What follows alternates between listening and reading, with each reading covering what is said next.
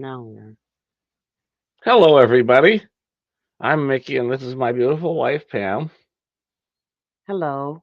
And we'll, Hi, everyone. and we'll be sharing a few things, ads, small ads, big ads from Canadian historical newspapers Yeah. And from the 1800s to now, maybe. If you want, I'll even go grab some books downstairs and show you. yeah. Well, I am not majorly technically skilled, so I always have a lot of trouble trying to figure out how to do things. Ah, I'm getting there. Tell you what, how about I go downstairs? Oh, it looks like you've got something. Yeah, I am getting there.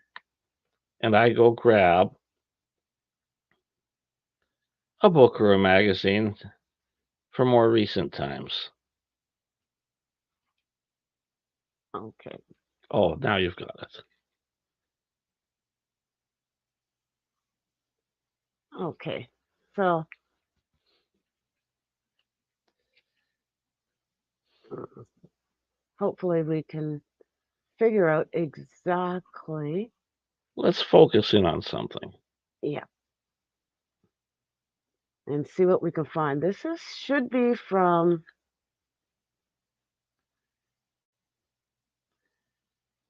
this should be from the early. I think it's from the mid 1800s. Oh, it's not that early. We'll get the date. Oh, The late 1800s. Oh, look at that. Is that a watch? yes, this is from 1894. It's from the Hamilton Evening Times. Uh, quite interesting. Let's see if we get a close up. Oh, let's see what they got for sale at that auction. Okay.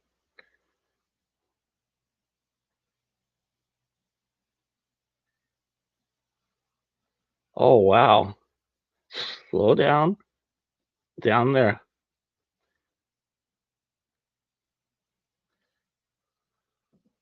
I know you're. Wow.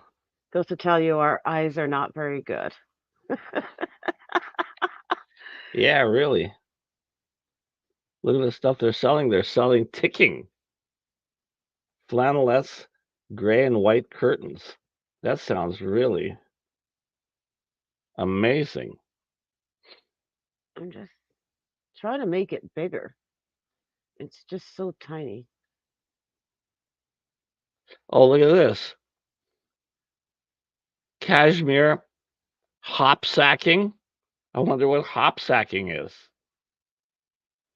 And so this is auction sale of a gen of a general stock of dry goods, mantles, jackets, etc. We have received instructions from the assignee to offer for sale on Thursday the 4th. Yeah, Is that Oh, Instagram no, at no. 10. That's not Instagram because they wouldn't be Instagram. It's installment. Oh, So possibly that this is the fourth in a series of auctions that they're having. and look at this. At our store on James Street North, the stock of dry goods, mantles, jackets contained in the store, number 9 Market Square. Is That's pretty interesting. Hamilton, Ontario. okay. So this it's at the location of the auction is James Street North. Yeah. The contents are from number 9 Market Square, belonging to the estate of McCree and Company. Oh, I guess McCree and company are dead. Well, we don't know. They also could be bankrupt as well. Yeah. Or maybe they could have had a mass suicide. Right. Um, there are certain things that Jimmy Jones of the future. no, there's certain things. that you can't say Oh, on the internet. okay. Okay, so no, but when you look and you see, well, that's Yeah. actually quite a lot. It says black and colored serges, which is probably material, cashmere, hop sacking. Wonder what that is. It's probably a type of material, suiting, etc. But it's worth about $1,500. Yeah. Yeah, well, $1,500 and you get your own hop sacker.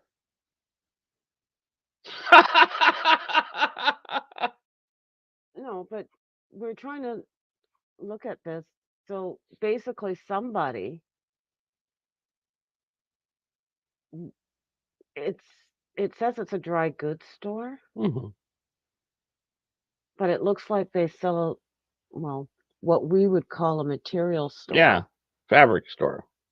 almost like a Let's see what other things they got there. lace curtains.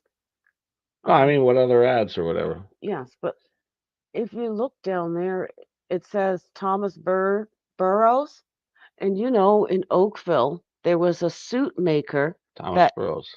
not Thomas Burroughs, but it's called Burroughs. There is Yeah, a yeah, yeah. men's clothing wear store Yes. that's in Oakville, Ontario, that is called Burroughs, which is funny because this guy Look is at this. 10% at time of sale. so Okay. that means that at that auction, whatever you bid on, you will have to make sure you put down 10% down. 10% right away. Yeah. Oh, let's find another ad to look at. Yeah. Let's Oh, This is Davis. and McCullough Jewelry. Ah, see, watch and chains. Yeah. It's kind of neat though. Yeah. Okay, let's go on. Let's just check out what other stuff. Oh, John Moody and Sons corsets. Oh, look, these guys But are in late. I thought the Moody's were the people with the bicycle. I Were they not the people with the I bicycle? don't remember the Moody bicycles, but I No, remember. like they had the big wheel and the little Oh, you're training talking wheel. about penny farthing bicycles. Yes. I don't know. I I don't thought know. that the But Moody. look at this, John Moody and Sons. They're in ladies' underwear, corsets, ladies' underwear, stockings. I bet you one of the sons wears a stocking over his face sometimes. Silverware. Wow, you could go get your underwear and bring home some dishes to eat off of. Yeah. Mitts. Ladies wool mitts, 17 cents. Ladies, what? Wool mittens. Oh, Wool mitts, 17 17 cents. cents. Children's wool mitts, 10 cents. And it says all the latest New York patterns in stamping. So this is kind of neat. So Yeah, I guess you're getting the latest of the latest. yeah. You know, it's kind of interesting. Let's see what else is there. I wonder if any of them have phone numbers on them. Why you want to phone them? No, but I've done that before, eh? Seen seen ads from like 50 years ago, hmm and they had the phone number of a restaurant. I phoned the phone number at the on the old ad, and the restaurant was still in business, and it had still had the same name. yeah, but unfortunately, the phone numbers that they had at that time are not the same digit and No, exchanges. no, because it was 50 years ago from now. Yes, that would make a difference that there would be somebody that might have that number Yeah, now. but the restaurant itself was still in business. Yeah. Oh, poor. What's this one? This is kind of interesting. Maybe I should read this whole Oh, thing. a newspaper. It says, good reading makes the full man. What is a home without a good newspaper? Wow. Every family should have one. There are none too poor to take a paper. $3 a year, 25 cents a month. For a subscription. Yeah. It is the cheapest thing they can buy. Oh, could you imagine it back then? You wouldn't want to have the deliveries in the country because Oh no. that's a lot more work. Yeah. Okay, let's check out something else. This is kind of neat. We'll be here for hours if we just stay on these articles this short a time or this long a time. Uh, hard coal, $5. Scotch. Scotch whiskey. Long John Andrews. House of Commons, old, whatever. House of Commons or that whoever photocopied this kept the crease in Well, the it. paper was already probably so worn that they couldn't have straightened it out. Oh, look at this coal. Hard coal, $5. That would have been a lot then. $5 deliverage. So Huh. for coal to be brought. Oh, look. This one has a phone number for the Which one? coal store. Where? I'm gonna have to go in. Where does it say? The phone number is right here. Oh, phone 078. No, it's 978. Oh, only 3 numbers to it. Yes, but it's got a phone number, Yeah, and this is like 1894, I think I yeah, said. That's quite neat.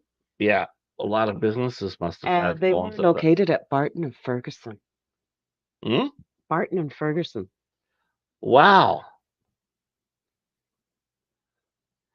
Barton Yeah, and Ferguson. that's kind of neat, eh? Where's Ferguson Street? I know I've been on it a billion times. It's That's near where down by near the jail. yes. What's this? 25 per of all New Year's. Okay, gifts. Okay, that must be gifts.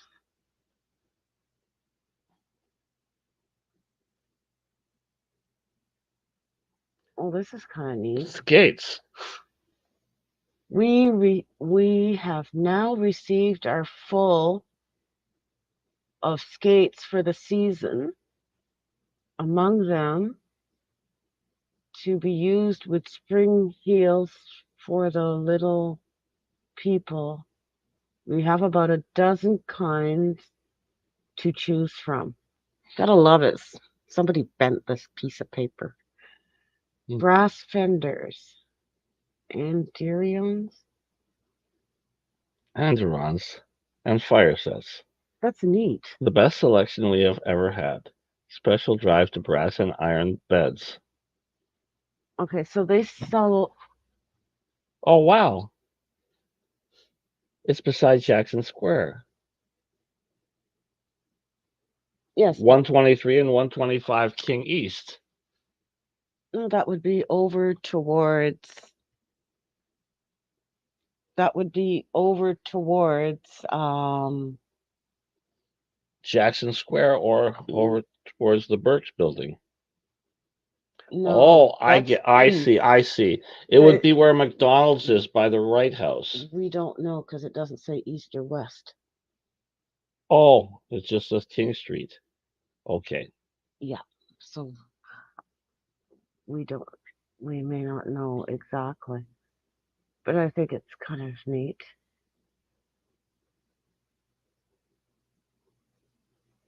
See, this one's at the corner of Park Street. Fancy old rockers.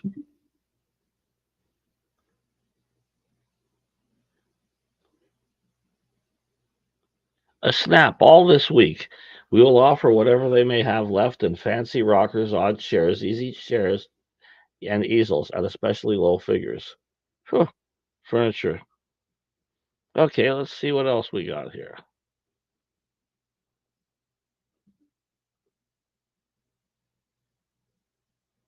Let's. Oh, this. What is this? Oh, an evangelist's sad end. The author of A Light in the Window dies in wretchedness. This is the kind of stuff I like. Okay. If you could expand it a little bit more, I'll read Oh, a strange checkered career. it. Listen, move this forward, move this over there, and expand it a bit. Uh, Okay, make it bigger so I can read. Okay, move it up a bit. Up so I can read the whole. Okay, Topeka, Kansas, January 2nd. A few days age, an old man dressed in rags appeared at the city prison in Caffreyville, Kansas, and has asked the jailer to allow him to sleep in one of the empty cells overnight. He declined to tell his name and said he arrived from a freight train in Texas. His request was granted. The next morning, he was found to be ill. Though properly taken care of, died 5 days later. Oh, they took good care of him. A few hours before death, he called the jailer to his side and told him his name was Reverend Dunbar, Edward Dunbar, and that was the author of the beautiful hymn, "There's a Light in the Window for Thee, Brother." He was buried in Caffreyville Cemetery. A man had a history as interesting as it remains. His name became a byword in places where he was known, and from the prison cell he went forth as a tramp and a vagabond upon the face of the earth. In 1867, Dunbar was arrested in Leavenworth, that's Kansas, while engaged in holding a series of revival meetings and taken to Minneapolis, where he was tried for bigamy, convicted, and then sent to the penitentiary for 3 years and 8 months. Bigamy, and he got 3 years and 8 months for bigamy. What a stupid charge. When Dunbar was a small town boy, he lived in New Bedford and worked in a factory. His mother lived at the feet of the streets which the factory was located, and the lad's work kept him away till dusk, till after dark. She always placed a light in the window to guide his footsteps homeward. One day he took a notion to go see and went west for 3 years. During his absence, his mother fell ill and he died. went on a 3-year cruise. It says Where? if you read it, 3-year cruise. one day he took a notion to go to the sea, Oh, okay. and off he went on a 3-year cruise. Okay, then his mother died. She talked incessantly about a boy, and every night, a light when she realized that her end was near, she says, "Tell Edward I will see a light at the window of heaven for him." These were her last words. The lad had grown to manhood. He returned home at his mother's dying message. That's interesting. And he turned into a reverend Yeah, from being a vagabond yeah. to being a reverend. He left his wife and children behind. He went to Kansas. He went to Minneapolis. He was a shyster. He went to He Kansas went to jail for bigamy. and he came back and got married. That's marriage number 4 then. He Or- came or to no. Kansas snatching He was married. brands from Bigamy is being married to 2 women at the same time. yeah, or more. Yeah. And began to show the people the error of their ways. A great revival followed, and hundreds were converted. Let me see some more.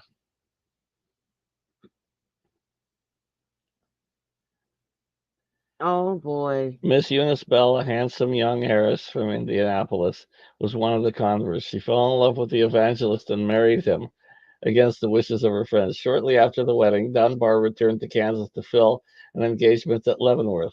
While he was away, the friends of the bride, who had mistrusted the evangelist, laid their suspicions before J. W. D. Webb, now the judge of the second district of Kansas, and Judge Austin Young, who were the uh, purveyors in Minneapolis, and they took the case. The result was soon they found evidence to warrant an arrest. At Dunbar's ministerial career was brought to a sudden close.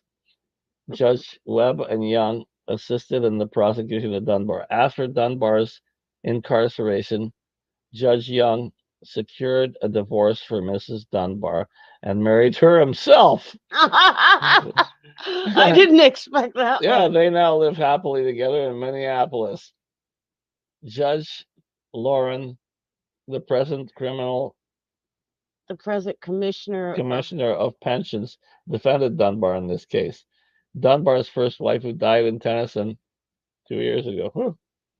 wow, what The a guy was married 4 or 5 times while he was married. oh, there's a cute little one. This is what I like about some of these old papers, Yeah, these they funny put stuff in the middle of stuff that doesn't relate. like this one, it says strange coincidence.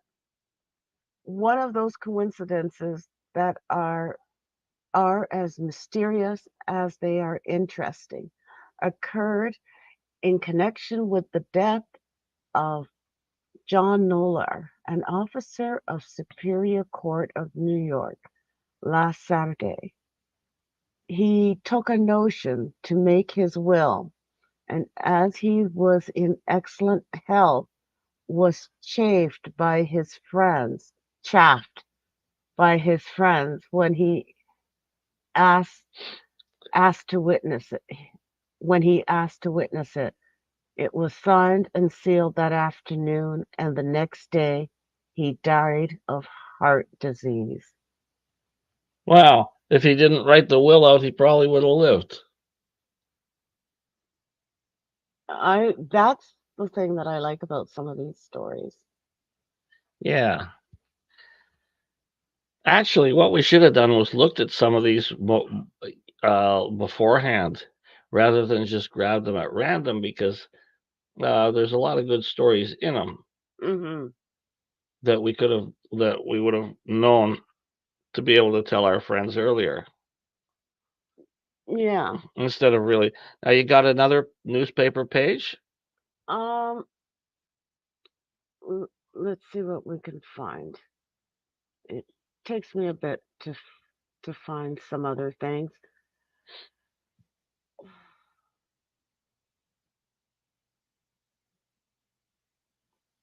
I don't have any others Zoom downloaded. out, see what's on there. Yeah.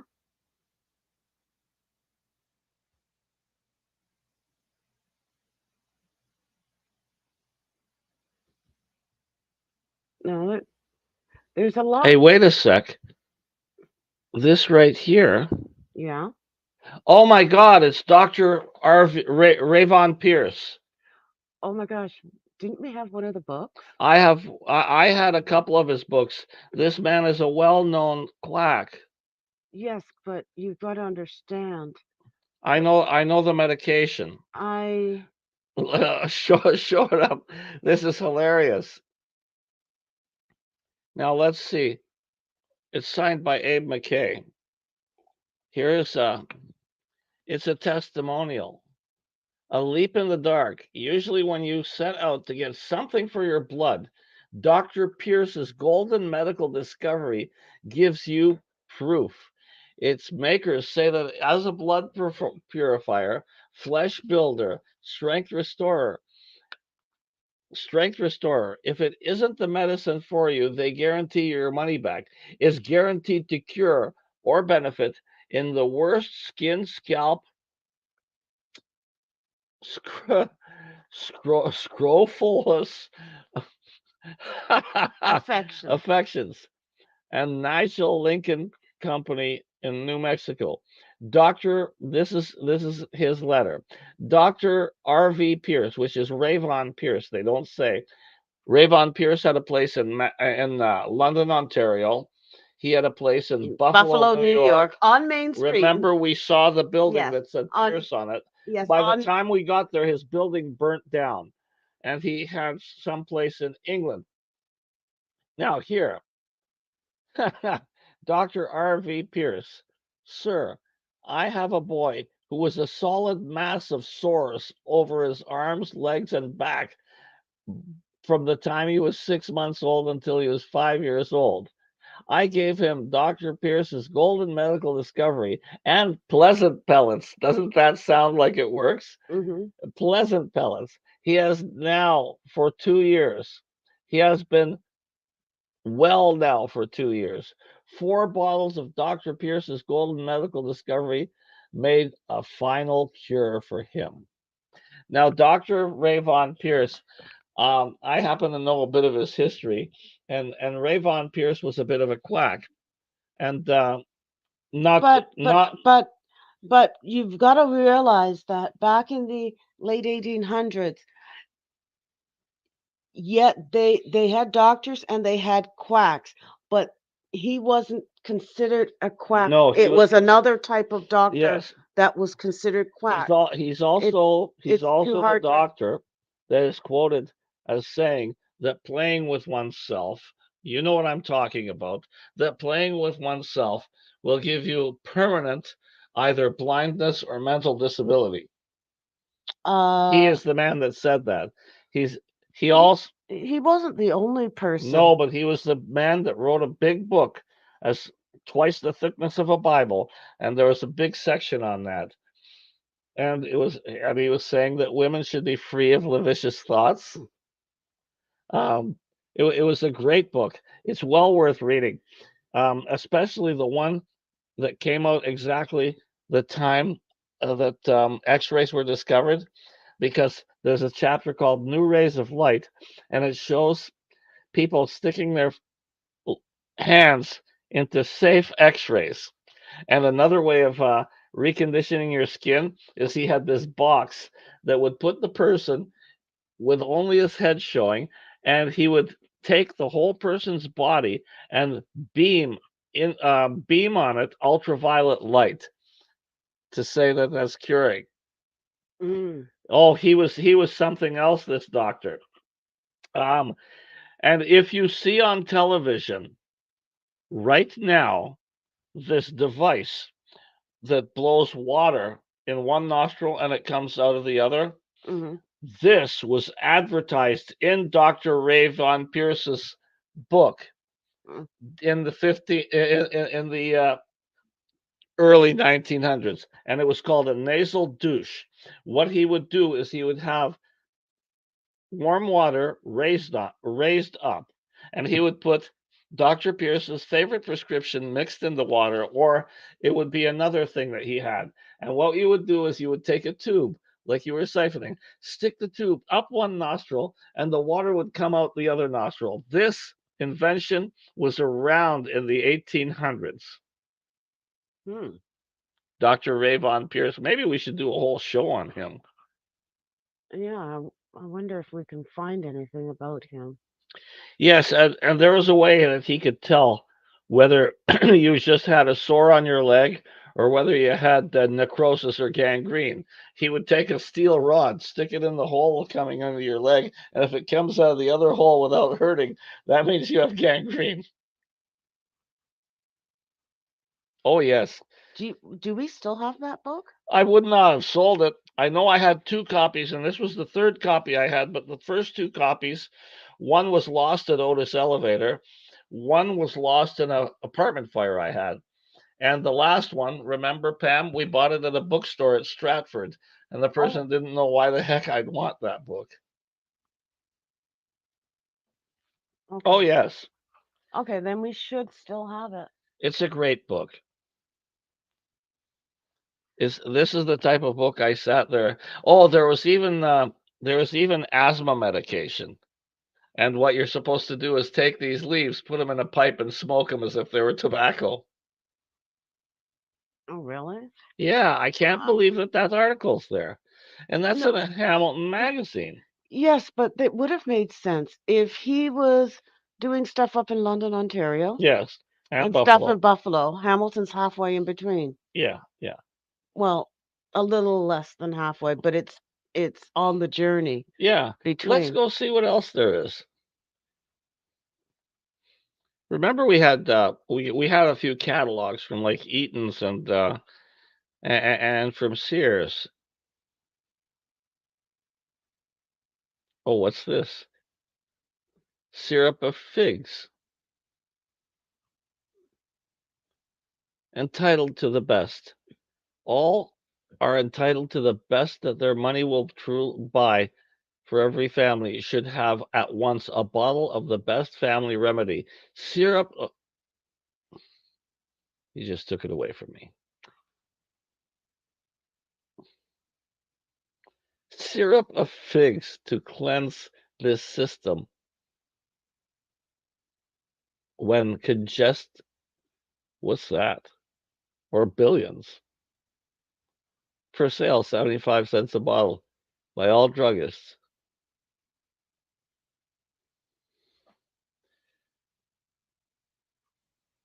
Whew.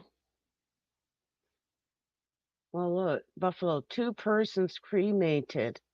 Buffalo, New York, January 2nd. Mrs. Hackett's saloon, Saloon. restaurant, and lodging house on Swan Street was gutted by fire early this morning. There were 12 to 15 lodgers in this place. 2 of them, Isaac Bradley and an unknown woman, were cremated, and all others were More or less injured. Look at the last line. Several of them will die. Great journalism. Yes, but it's sort of straight to the point, isn't it? Many of them will die. Yeah. Well, I still think it's quite interesting, though. Keep going, keep going. The people must have been nuts in those days. Well, you know what? They were still people. They were still people, and we loved them. Yes. See, they must, in a fit of hysteria, what's this? Why women are afraid of who? Of mice. An article, Why Women Are Afraid of Mice. A brief essay on in which the question is not answered. Okay, now that's It may be exaggerated by a fit of hysteria or screams, a succession of screams. I like that one. And this is Hamilton, ladies and gentlemen. yes, but not. It's the newspaper. It's before the LRT. HSR, I think, was already existing. Hmm? HSR was already existing. Yeah, HSR was there. Yeah. Okay, so I I think that pretty much. Um, like there's not much to this. Like I probably should have downloaded a few more files so that we could have seen some more interesting stuff. Um, But this is one page. You notice what they had was ads for watches. Well, there's an article on somebody's house. And did you notice in the article that this says 2 women were cremated? They didn't cremate them at a crematorium. Those 2 women were burned in the house. They couldn't find them. They were yes, cremated by the house fire. yes, they burnt alive. Like they weren't they were burnt alive in the house. Yes, they were cremated. Live cremations, everybody. No, but that still happens today. Yes, well, obviously it still happens. but We we still don't. have fires. But we You don't. see the movie Towering Inferno with O.J. Simpson? What year was that? That was 1971 or 1970. Yeah. Well, I know we were gonna look at some of these things about some of the schools, and I thought to myself when I was looking into it, I thought the some of the school system had a little bit too much oh,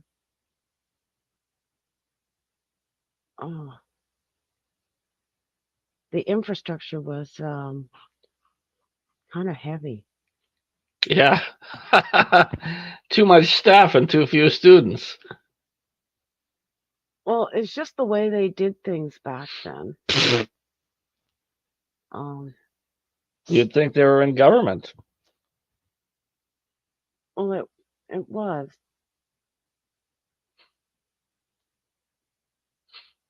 Okay, so I'm good. I'm just looking for. I'll be back in a moment. You're looking for what?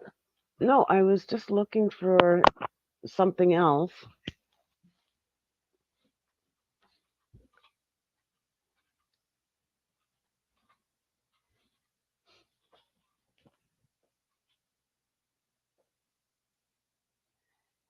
Anyway, we'll be.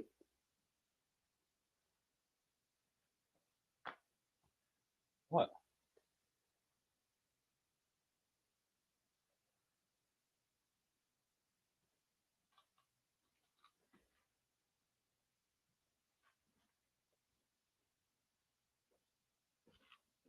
Okay, so I'm trying to look for another uh, set of items to show, and this one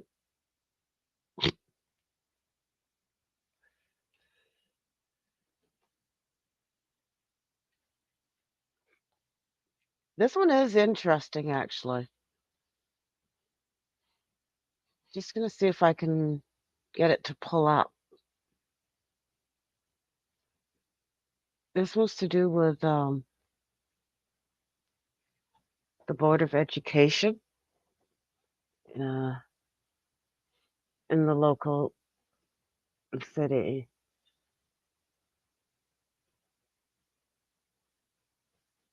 My problem is I can't.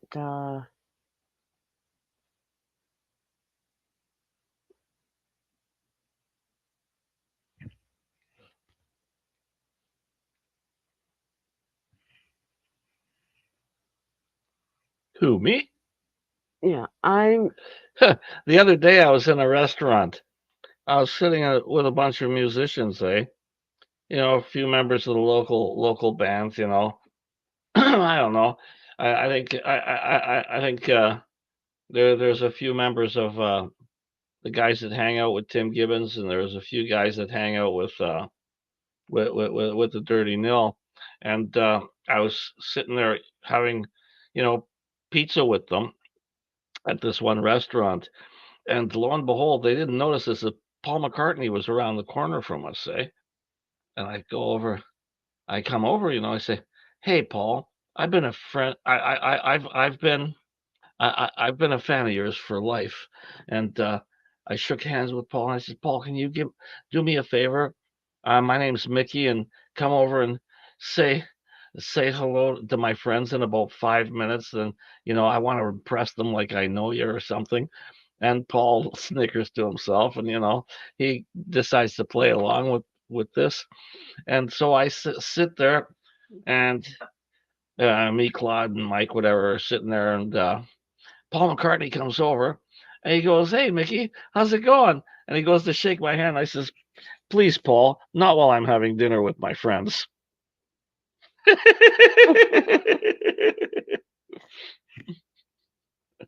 I told you not to disturb me during dinner, Paul. That's funny. I like that. Yeah, Sam Squid was at the table too. Well, you got to check this out. This this is kind of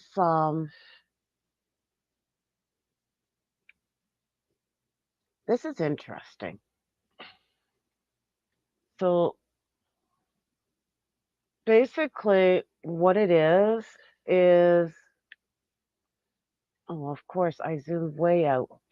Members of the Board of Education, and this is from 1879. Mhm. Now, you look at that, you have a chairman, and this is for the city of Hamilton, which is a corporation. Okay. And of course, I have trouble moving things around on this. So you have the institute trustees, so you have 6 people. Well, you got James Osborne as the chairman, the great grandfather of Ozzy Osbourne. You don't make claims like that when it's not true because you could be held responsible Oh, for making mistakes. oh, sorry, Oz. Sorry, James. Yeah. So you've got 6 institute trustees, right?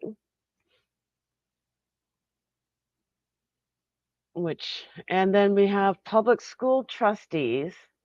There's 7 of them for different wards.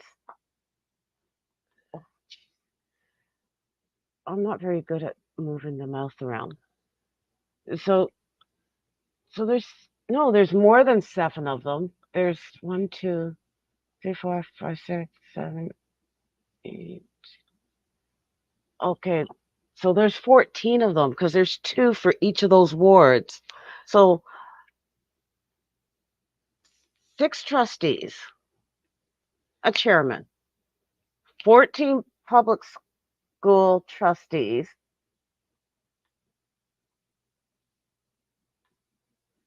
You have a chairman in internal management committee, 1 person, building committee, another person, chairman finance committee, chairman supply committee, secretary of the board. So what's going to 2 guys named Toss. yes, but aren't you curious as to how many schools they're looking after? Look at all these. There's probably about 30 of them there. No, there isn't 30 schools. There were only like No, I'm not saying 30 schools. Look at all these people. those are not all people. They're all teachers. There's not a whole bunch of teachers there. These are what they taught the students, okay? Um, different things that they were teaching them. But you got to remember how few schools there were. They're probably There like was 4. only a half a dozen schools. Yeah, like 4 to 6 schools. Did you see how top heavy the people who manage it all? Yeah. Don't you find that bizarre? It seems to be a template for how they're going to set up City Hall. Yes, but when you think about a lot of the governments and municipalities around North America, and you look, they have 6 schools to manage, and they're top heavy Yeah. in bureaucrat stuff. Doesn't it make you wonder? Yeah. I just find it, Somebody's in charge of calisthenics and watercolors. yeah. But these are okay. These are what they're teaching. Um, prospectus. Mhm. So Collegiate Institute, the system of education commencing with the 4th form of the public school course comprises classics, which is Latin and Greek, mathematics, which is arithmetic, algebra, Euclid. Euclid geometry. Wow, like isn't it interesting how they've changed certain names over the years? Oh, they had the same thing when I had. Was it called Euclid? When they taught Euclidean geometry, there was Euclidean geometry. If that's what because I remember, yes, I remember that word very well, and I remember not doing very well at it. Yeah, but But I don't remember much. do you think they're teaching that now? I don't know. They Trigonometry taught that. They taught algebra. What's with this? conic sections. What's that? Comics? Conic. Conic? I don't know. Um, Maybe I had gin and conic. and then there's natural philosophy, modern languages, which are English, French, and German, Botany. physical sciences, which is Okay. Well, that's interesting there. Well, for the calisthenics, what they now call gym. yeah. What's this drill? Military drill.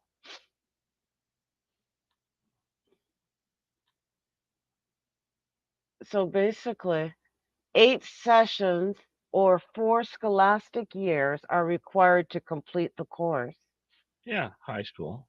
Yeah, classes are maintained exclusively for seniors mathematics for seniors matriculation into university, um, for first class teachers and for junior matriculation. That's interesting. Hmm. There are also classes for intermediate candidates and for second class certificates.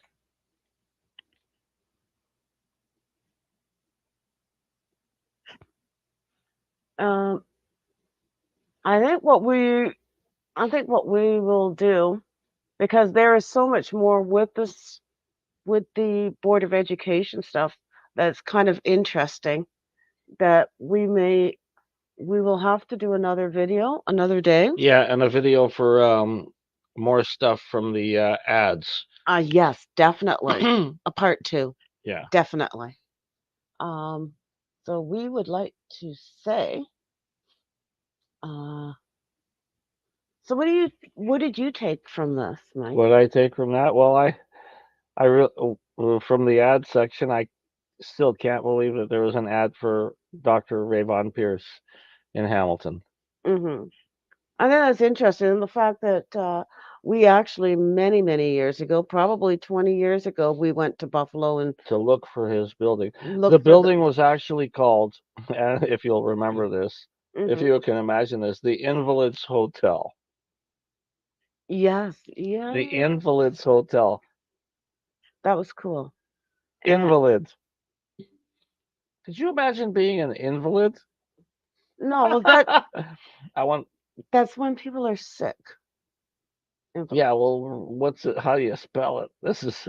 I I am, thought that was yes, it's spelt exactly the way you think it is, yeah, and I think that was a ridiculous thing to call some poor sick guy.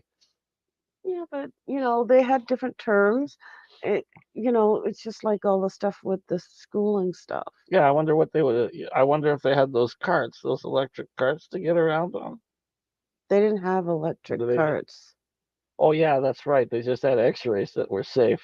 Yeah, but that wasn't that on after in the 1900s. That wasn't in the 18. No, it wasn't in the 1800s. It No. was the beginning of the 1900s. Yes, and the Von Pierce had that too. Yeah. And but there's still a lot to see and learn. Yeah, So I think we're going to have to come back and do some more about the ads and the interesting stories that they wrote in the mm. newspapers back then. I just can't believe that Von Pierce article was in there. But I really I like the was just so school. stunned. You're stunned about that. Yeah, But I like the school stuff. yeah, So I'll probably be back to do some of the school stuff, yeah.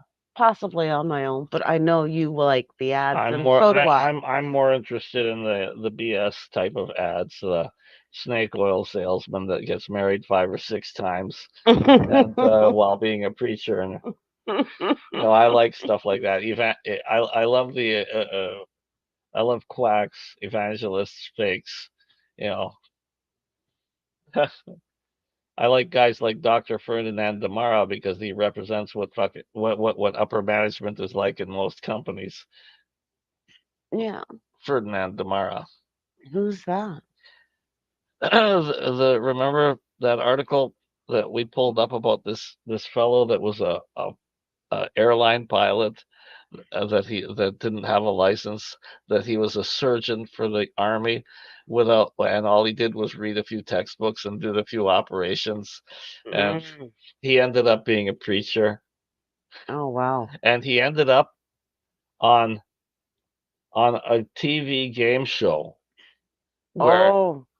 Groucho Marx was the host, and he had his wife. And when Groucho Marx asked him about all his phony stuff, and he says, "Have you ever been in jail?" He says, "Yeah, I was the warden in the prison." And what this fellow would do is he would find somebody else's resume that the guy didn't know, that was um, that was holding the interviews, Mm-hmm. and he'd find a very qualified person's resume and go in and say he was that person. Ooh, And that's not good. he knew how to talk. And the thing is, in the game show, he won a lot of money because he knew what he was talking about. A lot of BS. Yeah, but he won a lot of money. But he ended his entire career um, in a monastery as a preacher, and they kept him knowing what he was about because he made so many people happy. And he never was sent to jail for a long time or anything because he never did anything that harmed anybody. He was just fake all the way through, lied about everything, and also figured out how to do what he lied about Mm. because he performed operations as a surgeon. Oh, that's just too Yes, creepy. and he That is and he absolutely too. successfully did the No, that operation. is too creepy. Definitely too creepy. Well, how about being an airline pilot? Oh, that's also creepy. We could have a whole show on Ferdinand Damara. Mm, should look for newspaper articles on him It would be, I think, yeah, I think there's probably articles somewhere. or find some books or Now, something. the thing is, what happens if you walk around and when people ask you to sign your name, if you sign your name Ferdinand Damara, does that mean that you're not really an imposter? Think about it. Mm, Because can you be an imposter of an imposter? I don't know. Two negatives make a positive. I don't know.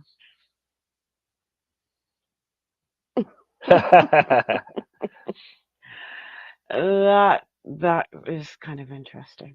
Look at our tea kettle between us. Look, I know. there's our tea kettle. I know. But anyway, let's say goodbye. Good night, everybody. Have a wonderful snooze. And we will see you again. Don't forget to like and subscribe and give us some comments. What do you think about the 1800s? Anything we should look into? Yeah, anything you'd like us to check out. We have lots of time on our hands. Yeah. And we will see you back here again. Don't forget. We'll see you soon. Good night. Good night.